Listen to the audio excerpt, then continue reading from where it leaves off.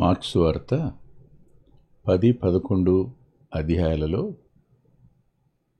ఒకే మాట మరలా చెప్పబడింది. అంటే 10-23లో కనిపించిన మాటే 11-11లో మరలా తిరిగి కనిపించింది. అదేమిటంటే యేసు చుట్టూ చూచి.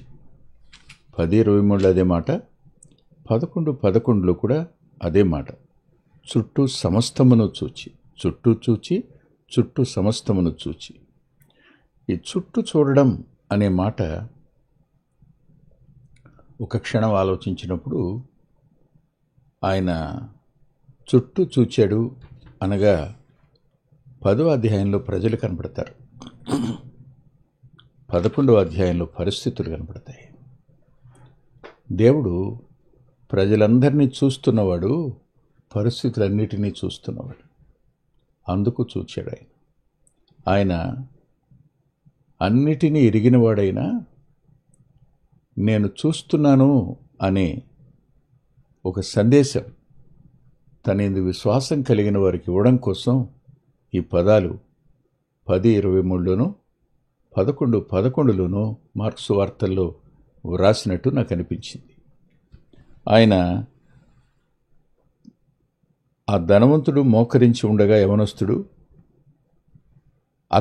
అతన్ని ప్రేమించి అతనితో చెప్పవలసిన పరిస్థితి వచ్చి చెప్తున్నప్పుడు చుట్టూ చూచాడు. ఒకసారి అందరికీ తెలియవలసిన సమాచారం, అందరికీ అందవలసిన వర్తమానం, అందరికీ వెన్ను తట్టి హెచ్చరించవలసిన హెచ్చరిక 10-23లో కనిపించింది. ధనం అనేది మనిషిని ఎంత గర్విష్ఠిని చేస్తుందో, ధనం మనిషిని ఎంత గుడితనానికి లోను చేస్తుందో, ధనం దేవునికి మానవునికి మధ్య ఎలా వస్తుందో స్పష్టంగా చెప్పే సంఘటన అది. స్పష్టంగా చెప్పే సంఘటన. ఆలోచించండి మీరు ఒకసారి. ఈ 11-11 దగ్గరికి వచ్చేటప్పటికి ఆయన దేవాలయానికి వచ్చి దేవాలయంలో ఉన్న పరిస్థితులన్నీ కలయి చూశాడు, చుట్టూ చూశాడు, సమస్తము చూశాడు. అక్కడ దేవాలయాన్ని గురించి బాధపడ్డాడు. ఇక్కడ ప్రజల అంతరంగాల్లో ఉన్న ధన వ్యామోహాన్ని చూసి బాధపడ్డాడు. ఒకసారి ఆలోచించేద్దాం. ఈ రెండు సందర్భాలలో ఆయన చెప్పిన మాట ఏమిటి? 10వ అధ్యాయంలో ఆయన వారి నిత్యగతిని గురించి మాట్లాడాడు. 11వ అధ్యాయంలో ఆయన వారికి ఏ విధమైన క్రమశిక్షణాయుతమైన చర్య చేయబోతున్నాడో చూపించాడు. అంటే దేవుడు మనుషులందరినీ చూస్తున్నవాడు, పరిస్థితులన్నిటినీ చూచేవాడు. ఆయన కొంత సమయం తీసుకునేవాడుగా కనపడతాడు. ఆయన శిక్షించడానికి కానీ తీర్పు తీర్చడానికి కానీ సమయాన్ని తీసుకుంటాడు. ఇది మనకు నచ్చదు. వెంటనే జరిగిపోవాలని కోరుకుంటాం. కొన్నిసార్లు వెంటనే జరుగుతుంది, అనుమానం లేదు. కానీ కొన్నిసార్లు ఆలస్యం కూడా అవుతుంది. ఆయన వెంటనే చేసినా ఆలస్యం చేసిన ఆయన నీతిగల న్యాయాధిపతి. ఆయన తప్పెప్పుడూ చేయడు. ఆయన కార్యాలన్నీ న్యాయాలు, అంతే. ఈ మార్క్సు వార్తలో మనకు కనిపిస్తున్న ఈ విషయంలో దేవుడు ఆ దేవాలయంలో తన కోపాన్ని చూపించాడు. ఆ ప్రజల మధ్య ఆయన అట్టి వారి నిత్య గతిని గురించి చెప్పాడు.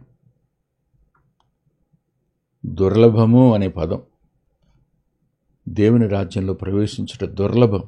అది వారి నిత్యగతి 10వ అధ్యాయంలో. ఇక 11వ అధ్యాయంకి వచ్చేటప్పటికి ఆయన కోపడ్డాడు. ఈ మిగిలిన సువార్తల్లో ఆయన ఆ దేవాలయాన్ని ప్రక్షాళన చేసిన సందర్భం కనపడుతుంది. ఆయన తనకు చెందిన వారి జీవితాలలో ఉన్న లోపాలను సరిచేసేవాడు. వారి యొక్క వాక్యానికి సరితూగని వారి అభిప్రాయాలను సరిచేసేవాడు. ఆయన కోపించుచునే వాత్సల్యత చూపించే దేవుడు, అనుమానం లేదు. అయితే ఆయన తీర్పులు కొన్నిసార్లు ఆలస్యం అవుతాయి. ఆయన శిక్ష కొన్నిసార్లు ఆలస్యంగా వస్తుంది. ఇలా ఆలస్యంగా రావడానికి ఆయన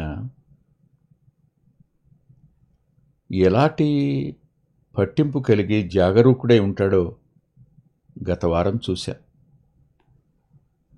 ఆయన మమ్రే ఎదుటి సింధూర వనంలో అబ్రహాము దగ్గరికి ఎండవేళ వచ్చినప్పుడు చెప్తాడు, నాకు వచ్చిన మొర చొప్పున జరిగినదో లేదో చూచుటకు నేను వచ్చాను అంటాడు. అంటే ఆయన తొందరపడి చేశాడు అనంటే దాని వెనుక ఆయన ఖచ్చితంగా చూచాడు అని, తూచాడు అని, వారి గిన్నె నిండింది అని మనకు అర్థాలు వస్తాయి. ఈరోజు మొన్న చూచిన సందర్భం చూసాం సొదొమ దగ్గర. ఇప్పుడు తూచే సందర్భం దానియేలు గ్రంథం 5వ అధ్యాయంలో మనకు కనపడుతుంది. దానియేలు గ్రంథం 5వ అధ్యాయంలో 24 నుంచి 27 వరకు బెల్షాజరు విషయం మనకు కనపడుతుంది. ఈ బెల్షాజరు విషయంలో ఆయన ఇలా అన్నాడు, ఆ చెయ్యి రాసిన ఆ రాత అంటే ఆయనే కదా రాసింది, ఆయన చేయ కదా వ్రాసిన ఆ చేయిని బట్టి ఏం జరిగిందో 27వ వచనంలో, కావున ఆయన ఎదుట నుండి ఈ అరచేయి వచ్చి, ఆయన ఎదుట నుండి ఈ అరచేయి వచ్చి. ఎవరు దేవుడు? నీ ప్రాణాన్ని, నీ సకల మార్గములు ఏ దేవుని వశంలో ఉన్నాయో నీవు ఆయన ఘనపరచలేదు. జ్ఞాపకం పెట్టుకోండి, మనం చేసే పనులు దేవుణ్ణి ఘనపరుస్తున్నాయో అవమానపరుస్తున్నాయో ఆలోచించండి. దేవాలయంలో వాళ్ళు చేసిన పనులు, దేవాలయ ఉపకరణాల విషయంలో వారు చేసిన పనులు, దేవాలయపు ఉపకరణాల యొక్క ప్రత్యేకించబడిన అనుభవం,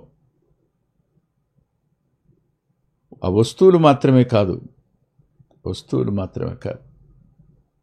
ఆ వస్తువులను ప్రత్యేకించిన విధానం వాటికి ఆ గౌరవాన్ని, ఆ ఘనతనిస్తుంది. కానీ వాటిని మీరు వాడిన విధానం ఏమిటి? వాటితో మీరు వ్యవహరించిన విధానం ఏమిటి? వాటిని మీరు వినియోగించిన విధానం ఏమిటి? వాటిని మీరు ఎంత తక్కువగా చూశారు? దేవాలయంలో ఉన్న ఉపకరణాలను ఏ స్థాయికి తెచ్చాడతనో అనంటే అందులో మత్తు ద్రాక్షారసం పోసుకుని తాగడానికి అవి తెప్పించండి అన్నాడు. అందులో పోసుకు తాగాలన్నాడు కదూ. అప్పుడు ఆయన ఎదుట నుండి ఆ చెయ్యి వచ్చింది. ఇప్పటి వరకు వాళ్ళు చేస్తున్న పనులన్నిటినీ ఆయన చూస్తూనే ఉన్నాడు. కానీ ఇప్పుడు ఆయన ఎదుట నుండి ఈ అరచేయి వచ్చి ఈ వ్రాతను వ్రాసాను. ఖచ్చితంగా ఒకరోజు నీ మీద అదే చెయ్యి తీర్పును రాస్తుంది. ఖచ్చితంగా. అప్పుడు తప్పించుకోలేవు. అయితే రాసే ముందు ఆయన ఏం చేస్తాడు చూడండి, చూస్తాడు. ఈ వాక్య భావం ఏదనగా, నీ ప్రభుత్వ విషయంలో లెక్క చూచి దాన్ని ముగించెను. ఆయన లెక్కలు చూస్తాడు, లెక్కలు చూసి గీత కొడతాడు. ఇలాగా ఇంకా చివరేస్తాడనమాట రిజల్ట్, దాని యొక్క ఆన్సర్ వేస్తాడు. ఆయన తీర్పు తీర్చడానికి ముందు ఆయన వద్ద లెక్కలున్నాయి, వాటిని ఖచ్చితంగా ఆయన లెక్క చూస్తాడు. లెక్క చూసి ఆయన రాస్తాడు. ఆయన ఏమి లెక్కలు చూడడం లేదనుకోకండి. ఖచ్చితంగా లెక్క చూస్తాడు. మన చర్యలన్నిటినీ లెక్క చూస్తాడు, మన మాటలన్నిటినీ లెక్క చూస్తాడు, మన యొక్క ఆవేశాలన్నిటినీ ఆయన లెక్క చూస్తాడు. ఆయన ఎడల మనం కనుపరిచినటువంటి తక్కువ భావాన్ని కూడా ఆయన లెక్క చూస్తాడు. ఆయన ఉపకరణాలను మనం చూసిన విధానాన్ని ఆయన లెక్క రాస్తాడు, లెక్క చూస్తాడు. లెక్క కట్టడం మాత్రమే కాదు, మరో మాట కూడా రాశాడు చూడండి, నిన్ను త్రాసులో తోస్తాడు. నీ పనులను లెక్క కడతాడు, నీ ప్రభుత్వ కార్యాలను లెక్క కడతాడు, నిన్ను ఆయన త్రాసులో తూస్తే లెక్క ముగిసింది, త్రాసులో చూశాడు, నువ్వు తక్కువైపోయావు అన్నాడు. అంటే అర్థం ఏమిటి? దేవుడు వెంటనే కొట్టడు, ఆయన వెంటనే శిక్షించలేదు కదా అని మనం నీతివంతులు అనుకోకూడదు. ఎవరి నీతి ఏదో రేపు నిత్యత్వాన్ని తెలుస్తుంది, అనుమానం ఏం లేదు. కానీ భూమి మీద కూడా దానిని ఆయన తన తీర్పుల ద్వారా తప్పకుండా నిరూపిస్తాడు. నీ తీర్పులు లోకమునకు రాగా లోక నివాసులు నీతిని నేర్చుకుందురనే మాట తప్పనిసరిగా జరుగుతుంది భూమి మీద కూడా. ఇక్కడ ఆయన లెక్క చూసి తీర్పు తీరుస్తాడు, ఆయన తూచి తీర్పు తీరుస్తాడు. ఈ విషయం మర్చిపోకండి. మరి మరో దగ్గరికి వెళదాం. దయచేసి యెషయా గ్రంథం దగ్గరికి రండి. యెషయా గ్రంథం 51వ అధ్యాయం. యెషయా గ్రంథం 51వ అధ్యాయంలో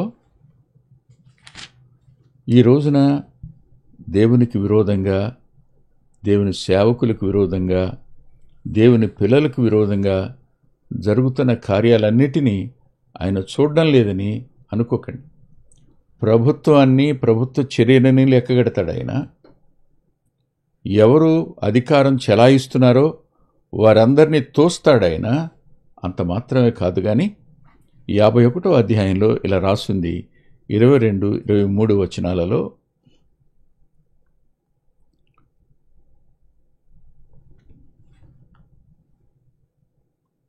నీ ప్రభువు యెహోవా తన జనుల నిమిత్తము వ్యాజ్యమాడు నీ దేవుడు ఇలాగు సెలవిచ్చుచున్నాడు. ఇదిగో, తూలి పడజేయు పాత్రను, నా క్రోధ పాత్రను నీ చేతిలో నుండి తీసివేసి ఉన్నాను. నీవికను దానిలోనిది త్రాగవు. నిన్ను బాధపరచు వారి చేతులు దాన్ని పెట్టెదను. మేము దాటిపోవునట్లుగా క్రిందికి వంగి సాగిలపడమని వారు నీతో చెప్పగా, నీవు నీ వీపును దాటు వారికి దారిగా చేసి నేలకు దాన్ని వంచితివి గదా, వారికే ఆ పాత్రను త్రాగనిచ్చెదను. ఒక మాట చెప్తాను. దేవుని యొక్క క్రోధ పాత్ర 17వ వచనంలో ఉంటుంది. క్రోధ పాత్ర అనే పదం. ఇక్కడ ఒక మాట చెప్పనివ్వండి. ఆయన తీర్పు తీర్చడానికి ముందు చూశాడు సొదొమ గొమొర్రాని. వాళ్ళ చర్యలను మొరకు ఉన్న వ్యత్యాసం ఏమైనా ఉందా, మొర ఎక్కువైందా, వాళ్ళ పనులు తక్కువైనాయా అని చూశాడు. రెండవదిగా ప్రభుత్వాన్ని లెక్కలు చూశాడు. మూడవదిగా వ్యక్తులను తూచాడు. నాలుగవదిగా ఆయన ఎప్పటి వరకు ఆగుతాడు అంటే, ఆ గిన్నె నిండేటంత వరకు ఆగుతాడు. గిన్నె నిండాలి. గిన్నె నిండేటంత వరకు వాళ్ళు అతిశయపడుతూనే ఉంటారు. గిన్నె నిండేంత వరకు గర్విస్తూనే ఉంటారు. గిన్నె నిండేంత వరకు అహంకారంగా మాట్లాడతారు, కార్యాలు చేస్తూనే ఉంటారు. వారి గిన్నె ఎవరిని ముట్టుకుంటే నిండుతుందో అప్పటి వరకు ఆగుతాడు ఆయన. ఒక మాట చెప్పాలి ముగింపులో. అదేమిటంటే, మీరు ఆలోచించండి ఒకసారి. రాజుల గ్రంథం జ్ఞాపకం ఉంది కదా మీకు? రాజుల గ్రంథంలో ఆహబు, యెజెబెలు, అవునా? రాజుల మొదటి గ్రంథం 21వ అధ్యాయంలో వాళ్ళు ఎంతోమంది ప్రవక్తలను హింసించారు, ఎంతోమంది ప్రవక్తలను చంపారు. దేవుని బలిపీఠాలను పడగొట్టారు. తమ ఇష్టానుసారంగా దేవుడిచ్చిన అధికారాన్ని వాళ్ళు దేవునికి విరోధమైన పనులు చేయడానికి వారు ఇష్టపడ్డారు. పనికి మాలిన 2 మనుషులను సమాజంలోనికి పిలిచి నీతిమంతుడైన నాబోతు మీద అబద్ధ సాక్ష్యం పలికించి నాబోతును రాతి దెబ్బల చేత చంపించారు. అప్పటి వరకు దేవుడు చూస్తూ ఊరుకున్నవాడు ఎప్పుడు వాళ్ళు ముట్టుకున్నారో, ఎవరిని? నాబోతును ముట్టుకున్నారో అప్పుడు నాబోతును ముట్టుకోగానే వారి గిన్నె నిండింది. నాకు బాగా జ్ఞాపకం, ఈ మధ్యకాలంలోనే గత సంవత్సరంలో ఒక దైవ సేవకుని మీద విరోధంగా తిరగబడి ఇష్టానుసారమైన మాటలు మాట్లాడి అపఖ్యాతి పాలు చేయడానికి ప్రయత్నం చేసి చివరికి ఆ సహోదరుని, ఆ దైవ సేవకుని యొక్క కుమారుని, ఆ పిల్లాడు సాత్వికుడు, అతనికి వాటితో సంబంధం ఏం లేదు, కానీ అతన్ని కూడా అన్నారు. అతన్ని 2 సందర్భాలలో అతన్ని కూడా నేరస్తునిగా చేశారు. అప్పుడు నేను అనుకున్నాను, సేవకుని ముట్టుకున్నారు, పర్వాలేదు. ఎందుకు అంటే సేవకులంగా మాలో లోపం ఉండే ప్రమాదం ఉంది. ఎలా అంటారు అనంటే, మేము సామాన్యమైన మనుషులమే, మాలో లోపాలు లేవని చెప్పలేం. మేము దేవుని మహిమను దొంగిలించే అవకాశం మాకుంది.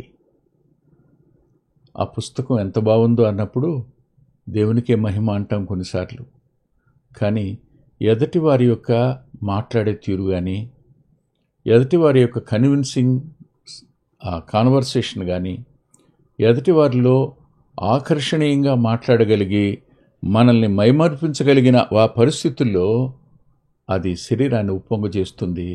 శరీర స్వభావం దాన్ని తనకు ఆపాదించుకునే అవకాశం ఉంది. కాబట్టి దైవ సేవకులంగా మహిమను దొంగిలించే ప్రమాదం ఉంటుంది, అందులో సందేహం లేదు. కానీ ఆ కొడుకు సాత్వికుడు, తనని ముట్టుకున్నారు. అతన్ని ముట్టుకోవడంతో వాళ్ళ పాత్ర నిండిపోయింది. తీర్పు వారి మీదకి వచ్చింది. వాస్తవం అది. ఆలోచించండి, ఇప్పటి వరకు అప్రతిహతంగా ఆహాబు, యెజెబెలు తమ ఇష్టానుసారమైన రాజ్య పరిపాలనను, క్రూర అధికార దుర్వినియోగాన్ని వాళ్ళు చేశారు. క్రూరంగా అధికార దుర్వినియోగాన్ని చేశారు.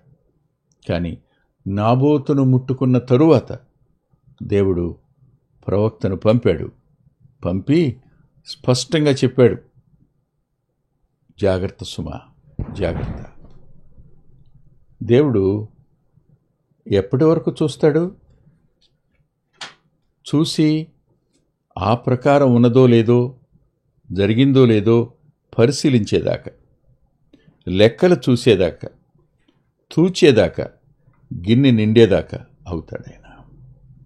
అటు తరువాత తప్పనిసరిగా ఆయన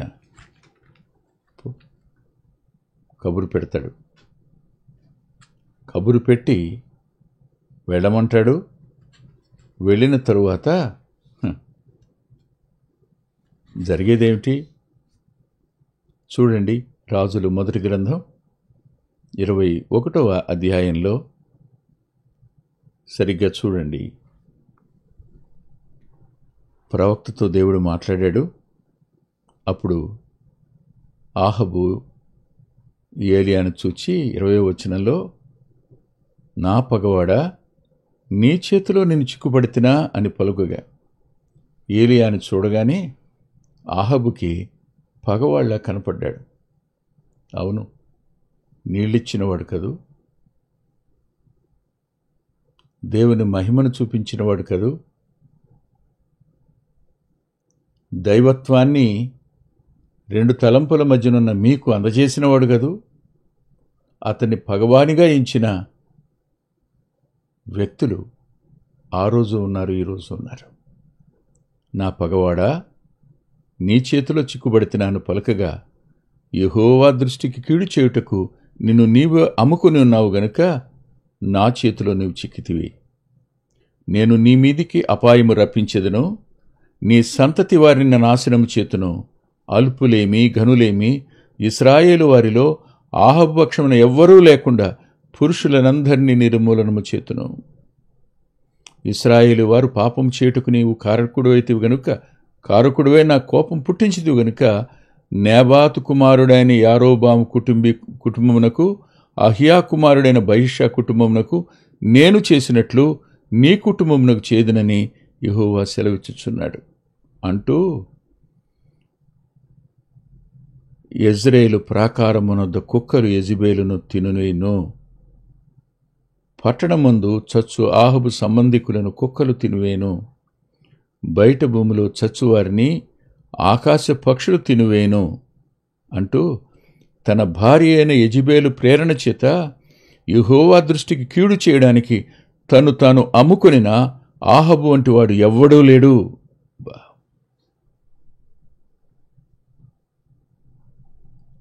జాగ్రత్త అండి. దేవుడు ఆయన కోపం రేపొద్దు, ఆయన దహించు అగ్ని. అయితే చుట్టూ కలయిచొచ్చిన వాడు రాళ్లను కొరడాలుగా చేసుకుని, తాళ్లను కొరడాలుగా చేసుకుని, క్షమించండి, తాళ్లను కొరడాలుగా చేసుకుని అక్కడి నుంచి వాళ్ళందరినీ వెళ్ళకొట్టి వారి బలన్న పడత్రోసి వాటన్నిటిని బయటికి వెళ్ళిపోయేటట్టుగా చేసిన ఆయన ఒకానొక దినాన్న తన శిక్షలను దైవ విరోధుల మీదకి ఆయన రప్పిస్తాడు. దేవుని రాజ్యాన్ని పరిపాలన చేస్తున్నామని అనుకుంటున్న వాళ్ళు ఆయన చేతిలో చిక్కి నష్టపోయే ప్రమాదం ఉంది. జాగరూకులమవుతాం. అయితే ఇక్కడ ఆహాబు పశ్చాత్తాపడ్డాడు. దేవుడు పశ్చాత్తాపాన్ని అంగీకరించి రాబోయే తీర్పులను ఆపేవాడిగా కూడా ఉంటాడు. ప్రార్థన చేసుకుందాం. ప్రేమ కలిగిన తండ్రి, పరిశుద్ధుడైన గొప్ప దేవ, కొద్ది మాటలు చెప్పుకోవడానికి సాయపడ్డారు. కృప చూపించండి. ఇదే సమయాన తమ్ముడు తిరుపతిరావు కాలు ఆపరేషన్ అయింది, మంచిగా జరిగింది. దాని కొరకే కృతజ్ఞత చెల్లిస్తున్నాం. ఇదే సమయంలో డాక్టర్ అనిల్ ఆయన చేసినటువంటి మంచి ట్రీట్మెంట్ కొరకు కూడా ఆ కుటుంబానికి రాదగిన దీవెన అనుగ్రహించండి. మూర్తి గారి కోసం, రూపాసిస్టర్ కోసం ప్రార్థన చేస్తున్నాం. వారి ఆరోగ్యాలను భద్రపరచండి. అక్కడ పరిచర్లో సహకరిస్తున్న దివ్యసుందరిని బలపరచమని, కుటుంబాన్ని కూడా భద్రపరచమని విజ్ఞాపన చేస్తున్నాం. ఆయా స్థలాల్లో పరిచయం చేస్తున్న నీ సేవకుల కుటుంబాలను మీ కృపకు అప్పగించుకుంటూ మా పిల్లల విషయంలో మీరే పూచి వహిస్తారని నమ్మి స్తుతిస్తూ యేసుక్రీస్తు ప్రభు వారి పేరిట ప్రార్థిస్తున్నాం తండ్రి. ఆమేన్, ఆమేన్. ప్రభు చిత్తమైతే వచ్చే ఆదివారం ఉదయకాలం 8:30 గంటలకే లైవ్లో కలుసుకుందాం.